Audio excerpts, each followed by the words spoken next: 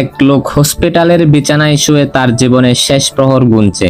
এদিকে তার পরিবারের লোকজন আর হসপিটালের একজন নার্স তার বিছানার পাশে দাঁড়িয়ে আছে।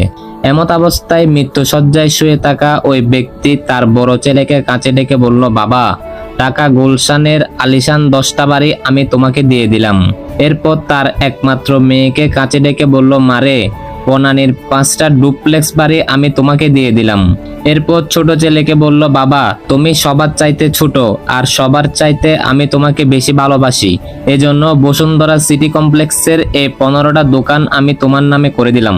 অবশেষে তার স্ত্রীকে ডেকে বললেন, আমি দুনিয়া থেকে চলে যাওয়ার পর টাকা পয়সার জন্য যাতে কারো কালো মুখ দেখতে না হয়, এজন্য এলিফ্যান্ট রোডের 12টা ফ্ল্যাট আমি তোমাকে দিয়ে গেলাম।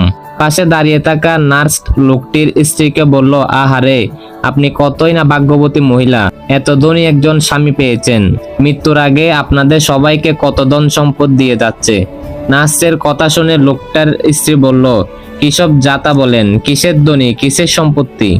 আমার স্বামী তো পেপার বিক্রেতা, সকাল সকাল পত্রিকা বিতরণের জন্য আমাদের জায়গা ভাগ করে দিচ্ছে।